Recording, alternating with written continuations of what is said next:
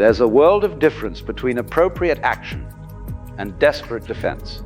When you truly understand that there is no separate self to protect, you become like water. Water doesn't argue with the rocks in its path. It doesn't build walls against the wind. It simply flows around, over, and through whatever it encounters. And in doing so, it eventually shapes everything it touches. Consider the pathos.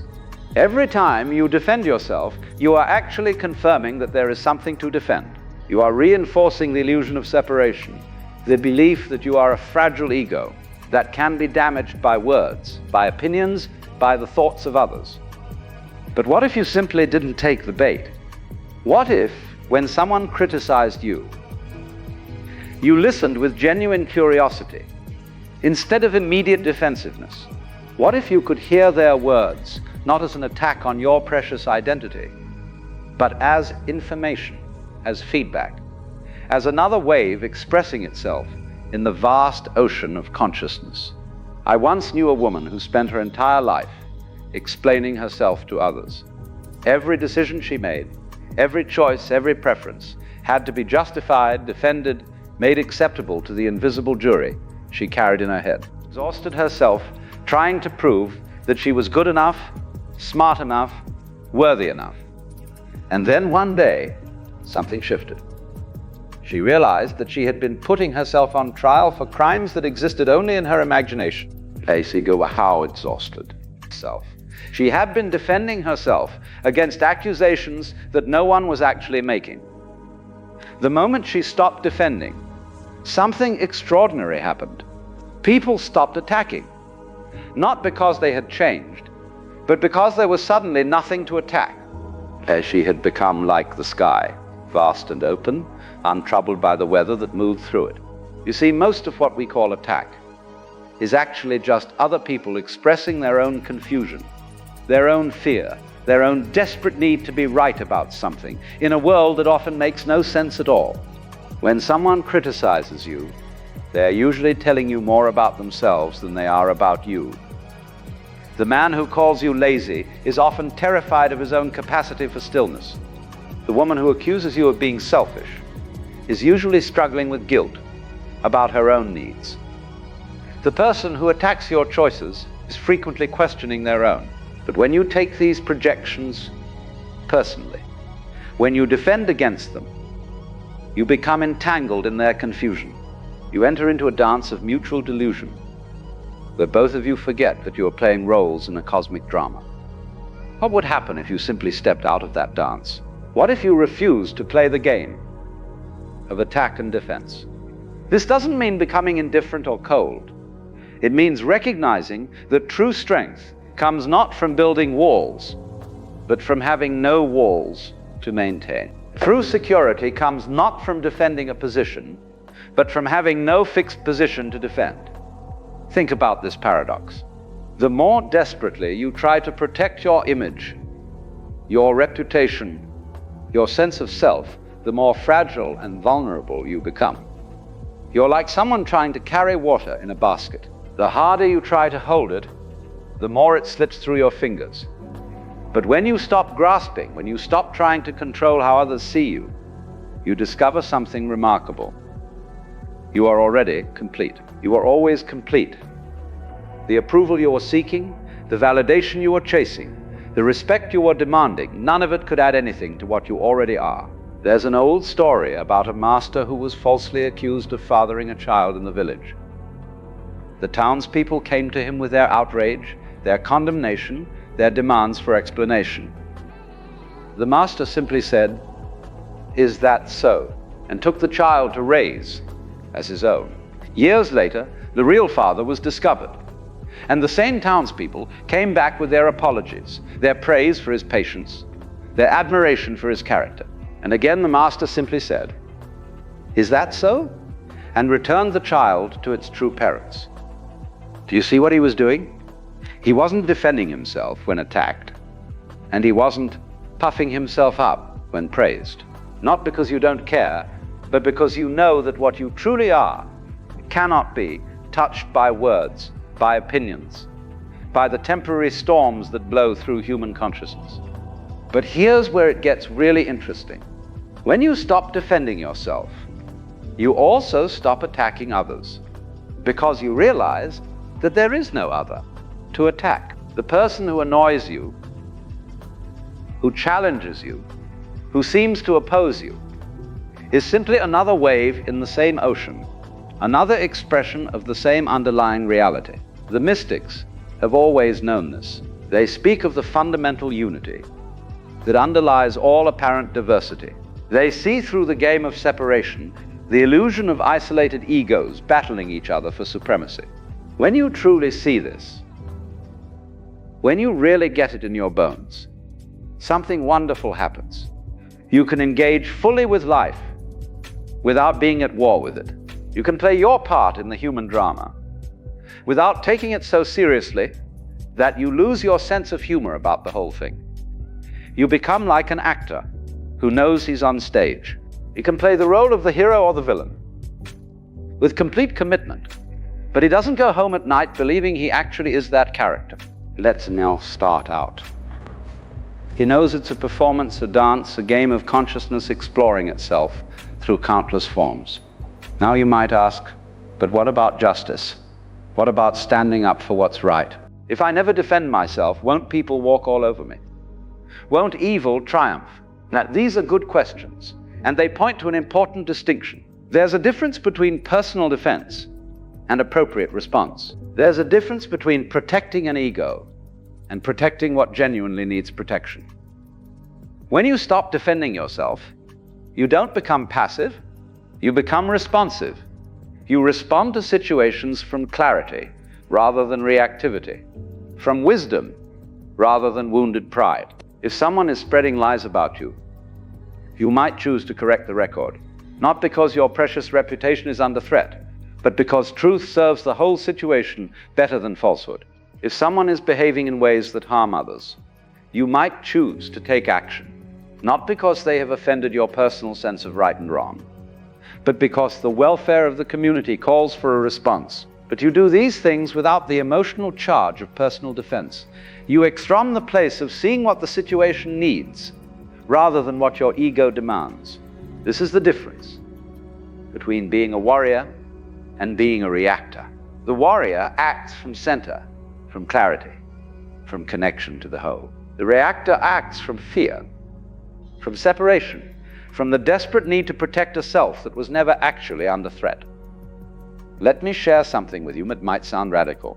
Most of the things you think you need to defend yourself against are not actually happening.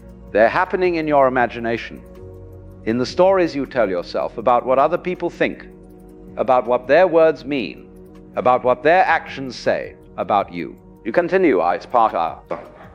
You create an entire drama in your head where you are the victim and they are the villain, and then you exhaust yourself defending against this imaginary attack. Meanwhile, the other person might not even be thinking about you at all.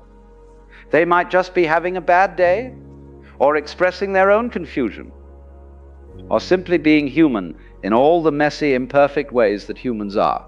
But even when someone is actually criticizing you, even when they're genuinely trying to hurt or diminish you, your refusal to defend doesn't make their attack more powerful, it makes it powerless.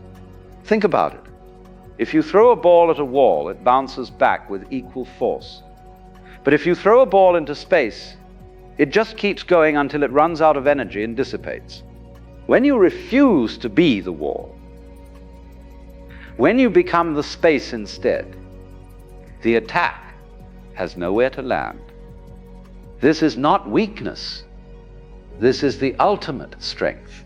It's the strength of the sky that is never wounded by the storms that pass through it. It's the strength of the ocean that is never diminished by the waves that rise and fall on its surface. And here's the beautiful thing.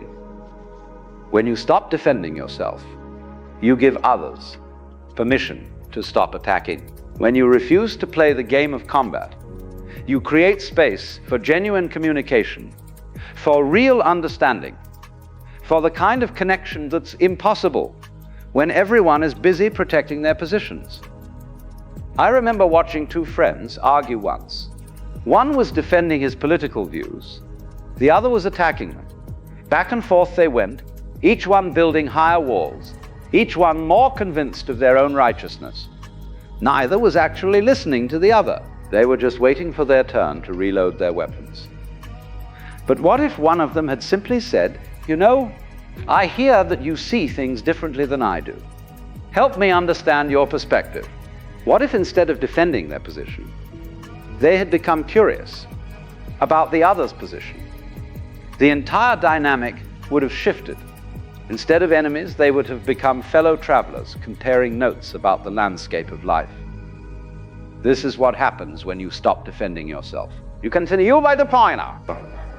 You create space for real dialogue, for genuine meeting, for the kind of exchange that actually changes people instead of just reinforcing their existing positions. But the deepest reason to never defend yourself has nothing to do with tactics or strategy or getting better results in your relationships.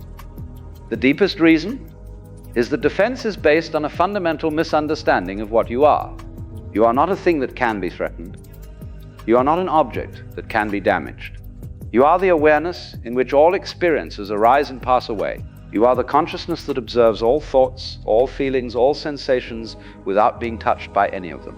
When someone criticizes you, when they attack your character or question your motives, they are interacting with their idea of you, their mental image of who they think you are. But that image is not you. It's just a thought in their mind, no more real or threatening than a shadow on the wall. The real you, the awareness that is reading these words right now, the consciousness that has remained constant through all the changes of your life, that you cannot be defended because it cannot be attacked. It is like space itself, vast and open and untouchable. This is what the sages mean when they speak of the how with a capital S. Not the small self of personal history and individual preferences, but the large press that is identical with the source of all existence. When you realize that this is what you truly are, the need for defense simply evaporates. You see, we defend ourselves because we believe we are separate, isolated entities that must protect ourselves against a hostile world. But this separation is an illusion, a trick of consciousness that allows the universe to play hide and seek with itself. In reality, there is only one self appearing as many. There is only one consciousness expressing itself through all the apparently separate beings. When you attack another, you are attacking yourself. When another attacks you, they are attacking themselves. This is why defense is ultimately futile. It's like the right hand trying to protect itself from the left hand. It's like one wave trying to defend itself against another wave, forgetting that they are both the same ocean. When this understanding dawns, when you really see that there is no other, that everything and everyone is a disguise worn by the one self, then defense becomes not only unnecessary, but impossible. How can you defend against yourself? How can you protect the ocean from the ocean? And so we come to the paradox that lies at the heart of spiritual wisdom. The way to be truly invulnerable is to have nothing to protect. The way to be truly strong is to offer no resistance. The way to be truly free is to defend nothing. This doesn't make you a pushover. It makes you like water, which is the softest thing in the world, yet can wear away the hardest stone. It makes you like space, which offers no resistance to anything, yet is never damaged by anything. When you live this way, when you move through the world without the constant need to defend and justify and explain yourself, people notice something different about you. There's a quality of ease, of freedom, of unshakable peace that draws them like flowers turning toward the sun. You become a sanctuary for others, a place where they can lay down their own weapons, their own defenses, their own exhausting need to prove themselves. This is the gift you give to the world when you stop defending yourself. You demonstrate that it's possible to live without armor, to walk through life with an open heart, to be fully human without being constantly at war with other humans. And in the end, this is what we all long for, isn't it? To be accepted, to be seen, to be loved. Not for our achievements or our arguments, but for what we are beneath. all the roles and masks and protective layers. When you stop defending yourself, you give yourself this gift. You stop requiring others to validate you. Before you can be at peace with yourself, you stop making your happiness dependent on winning arguments or changing minds or getting approval.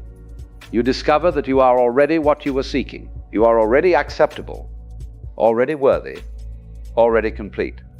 Not because of anything you've done or achieved, but because of what you are at the deepest level of your being. And from this place of completeness, from this recognition of your true nature, you can engage with life fully and freely.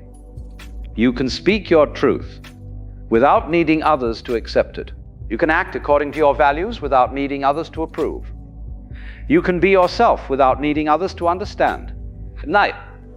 This is the ultimate freedom, not the freedom to do whatever you want, but the freedom to be what you are without apology, without defense, without the constant anxiety of whether you're measuring up to some imaginary standard.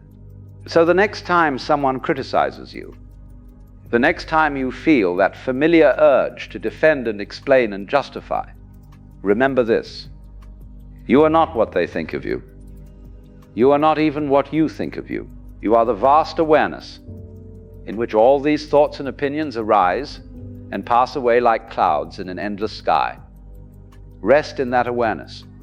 Be that sky. Let the weather of human drama move through you without being disturbed by it, and discover for yourself the profound peace that comes when there is nothing left to defend.